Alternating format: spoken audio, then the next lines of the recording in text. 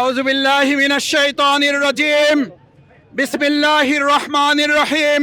বাংলাদেশ জামাত ইসলামী স্বাধীনতা সার্বভৌমত্বের অতন্দ্র প্রহরে ইসলামের এই জাগরণ তৈরিকারী কাফেলার নিবন্ধন মামলার রায়ে ন্যায়ভ্রষ্ট যে রায় দেওয়া হয়েছে, এই রায়ের প্রতিবাদে বিক্ষোভ সমাবেশে অংশগ্রহণরত হাজার হাজার ভাইয়েরা, সম্মানিত ঢাকাবাসী, সম্মানিত দেশবাসী, আসসালামু আলাইকুম ওয়া রাহমাতুল্লাহি ওয়া বারাকাতুহু।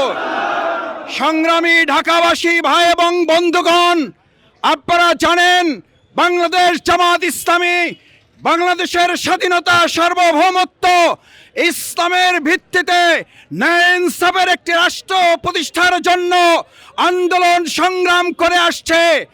সেই বাংলাদেশ জামাত ইসলামের নিবন্ধন তফসিল ঘোষণার পরে অত্যন্ত ষড়যন্ত্রমূলকভাবে এই মামলায় ন্যায়ভ্রষ্ট যে রায় দেওয়া হয়েছে, বাংলাদেশের জনগণ এই রায় প্রত্যাখ্যান করেছে।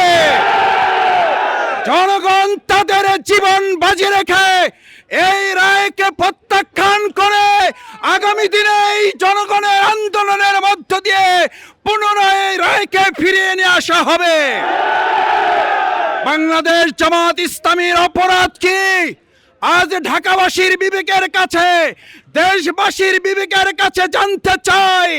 জামাত ইসলামী তার গঠনতন্ত্রে বলেছে সকল ক্ষমতার উৎস হচ্ছে আল্লাহ।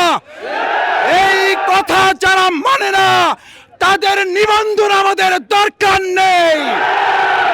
আমরা নিবন্ধন চাই না, আমরা ঈমান নিয়ে বাঁচতে চাই। এই ঈমান দিয়ে দেশের স্বাধীনতার হেফাজত হবে। আজকে বাংলাদেশ জামাত ইসলামী বলেছিল সকল সার্বভৌমত্বের মালিক হচ্ছে আল্লাহ, আর এই অবৈধ ফ্যাসিস্ট সরকার ঘোষণা দিয়েছে সকল সার্বভৌমত্বের ক্ষমতার মালিক হচ্ছে সরকার। আজকে এই ক্ষমতার কারণে জনগণের ভোট তারা ছিনিয়ে নিচ্ছে। এই অবৈধ রায়ের কারণে জনগণের ভাতের অধিকার তারা ফিরিয়ে নিচ্ছে।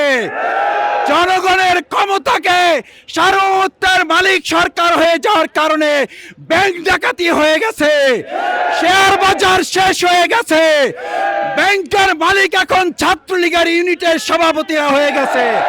আমাদের ইডেন কলেজের ছাত্রীবন্ধের ইজ্জত আজকে নষ্ট করছে আওয়ামী লীগ ফ্যাসিস্ট। সংগ্রামী ভাই এবং বন্ধুগণ, যে ইন্তেকাল কমিশন অবৈধ তফসিল ঘোষণা করেছে, এই তফসিল কি আপনারা মানেন? কেউ রাতের তফসিলে রাতের ভোট হবে, আপনারা কি মানেন? কেউ এই অবৈধ তফসিলের নির্বাচন প্রতিহত করতে সবাই জীবন বাজি রেখে রাজি আছেন সবাই। সংগ্রামী ভাই এবং বন্ধুগণ, ইন্তেকাল কমিশন সেদিন ইন্তেকাল করেছিল, আর অবৈধ তফসিল ঘোষণার মধ্য দিয়ে সেদিন তাদের জানাজা দাফন সম্পন্ন হয়ে গেছে।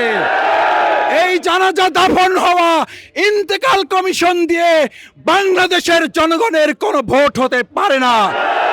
এই সরকারকে পদত্যাগ করতে হবে, কেয়ারটেকার সরকার ফিরিয়ে দিতে হবে, আমাদের নিবন্ধন ফিরিয়ে দিতে হবে। আমাদের নিবন্ধন ফিরিয়ে নিয়ে এসে জনগণের আন্দোলন দিয়ে আবার নির্বাচনে জনগণের কাতারে বাংলাদেশ দাঁড়াবে। আমাদের নিবন্ধন বাতিল করে জনগণের আন্দোলন থেকে বাংলাদেশ জামাত ইসলামীকে এক সেকেন্ডের জন্য থামিয়ে রাখা যাবে না। সম্মানিত ভাই এবং বন্ধুগণ, ঢাকাবাসী ভাইয়েরা আসুন, আমাদের আমিরে জামাত ডাক্তার শফিকুর রহমান সহ বিরোধী দলের নেতাকর্মী যারা আছেন অবিলম্বে তাদের মুক্তি দিতে হবে, অন্যথায় জনগণের গণ অভ্যুত্থানের মাধ্যমে জেলের তালা ভেঙে তাদের মুক্ত করা হবে। আসুন আগামী দিনে জনগণের ভোটের হরণ করার জন্য যারা 57 সেকেন্ডে 43 সিল মারার প্রতিযোগিতা করেছে, তারা সামনের ভোটে 60 সেকেন্ডে 60টা ভোট দেওয়ার ষড়যন্ত্র করেছে, দাঁত ভাঙার জবাব দেওয়া হবে। এই নির্বাচন হবে না, এই নির্বাচন হতে দেব না। বাংলাদেশের মানুষ এই নির্বাচন প্রতিরোধ করবে। সেই আন্দোলনে সকলকে অংশগ্রহণ করার উদাত্ত আহ্বান জানিয়ে আজকের কর্মসূচি শান্তিপূর্ণভাবে সফল করায় সকলকে ধন্যবাদ। প্রশাসনের ভাইয়েরা যারা আছেন অনুরোধ করে জনগণের মুখোমুখি হবেন না, জনগণের মুখে গুলি চালাবেন না। আগামী দিনে হরতাল অবরোধ সহ অসহযোগ কর্মসূচি ঘোষণা করা হবে। সেই কর্মসূচিতে জনতা প্রশাসন ভাই ভাই হয়ে এই জালিমের বিরুদ্ধে আমরা আন্দোলন গড়ে তুলব।